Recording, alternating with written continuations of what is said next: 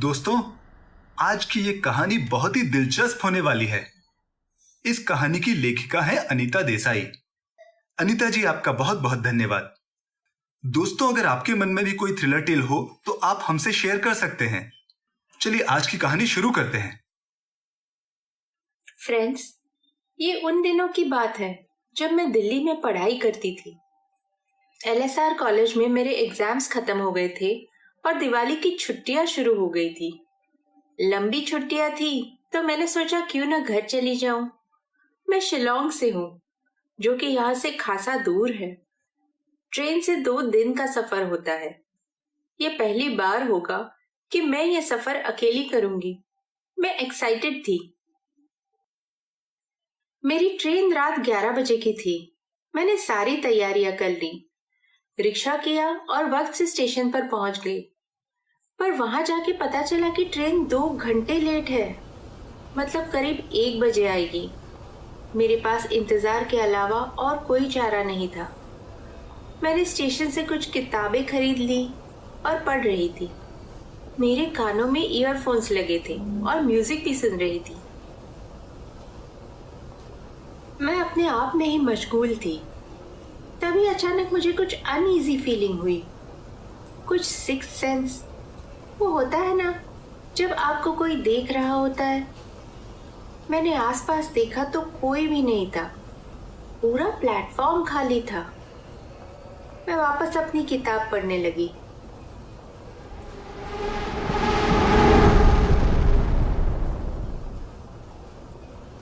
तभी मेरे कंधे पे किसी ने हाथ रखा। मैं एकदम से घबरा के उठी। अरे अरे, डरिए मत। मैं पूछ रहा था कि कहीं जाना है क्या आपको? इतनी रात गए आप यहाँ क्या कर रही हैं? मैंने देखा वो आदमी खाकी यूनिफॉर्म पहना था। जरूर स्टेशन में ही काम करता होगा। मैं ट्रेन का वेट कर रही हूँ। डिब्रूगढ़ राजधानी 1 बजे आएगी। अच्छा, पर ऐसे तो वो ट्रेन हाथ से जाएगी मैडम। वो ट्रेन इधर नहीं आएगी। वो ट्रेन तो प्लेटफॉर्म नंबर 13 पे आती है।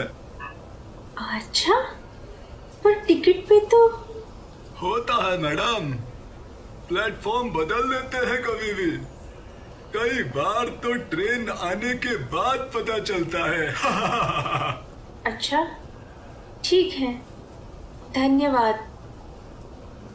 मुझे उस आदमी का हंसना अच्छा नहीं लगा, पर मैं चल पड़ी सीढ़ियों की तरफ से प्लेटफॉर्म नंबर 13 को ढूंढती हुई।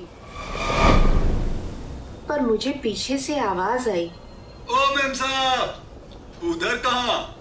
प्लेटफॉर्म नंबर 13 का रास्ता तो इधर से है। क्या ये सीढ़ियां नहीं जाएगी? नहीं, आओ मेरे साथ आओ। ओके, चलिए। अरे अरे, लाइए, मैं आपका सामान उठा लेता हूँ।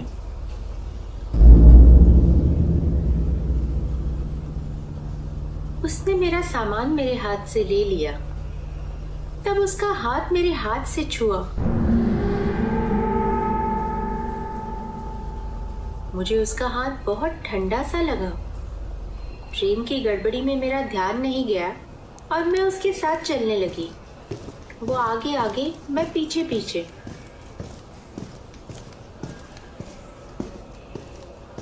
वो जिस स्टेयर्स से मुझे ले गया, वहां न जाने क्यों इतना अंधेरा था।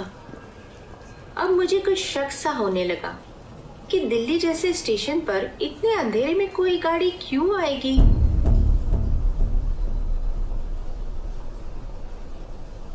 अरे भैया, पक्का यही है ना रास्ता प्लेटफॉर्म 13 का?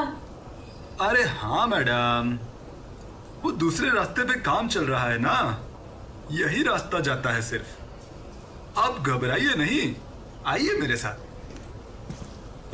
हम लोग सीढ़ियां चढ़ के प्लेटफॉर्म 13 पर पहुंच गए। वहां प्लेटफॉर्म पर भी कुछ रोशनी नहीं थी, पर बोर्ड लगा था प्लेटफॉर्म नंबर 13 का।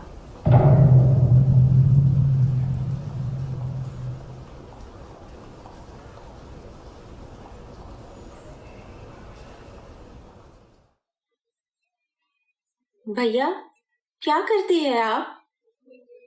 सारी दुनिया का बोझ हम उठाते हैं। कुली हूं मेम साहब, सब करना पड़ता है पापी पेट के लिए।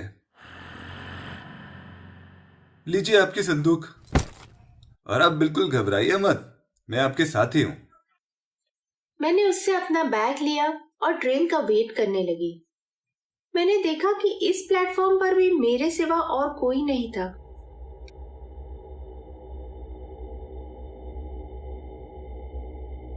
एक तो अंधेरा, ऊपर से सुनसान प्लेटफॉर्म।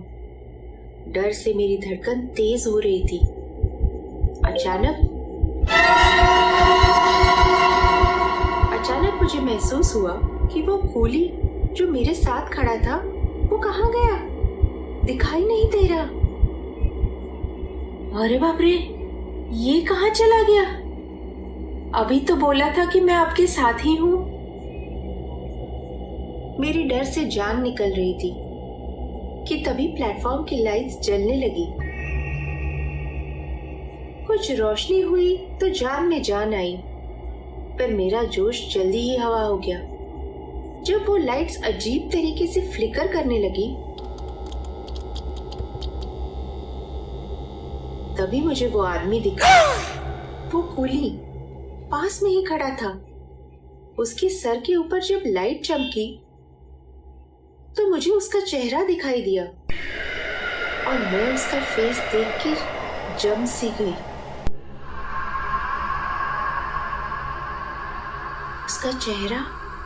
उसका चेहरा पूरी तरह से सफेद था और आंखें पूरी काली।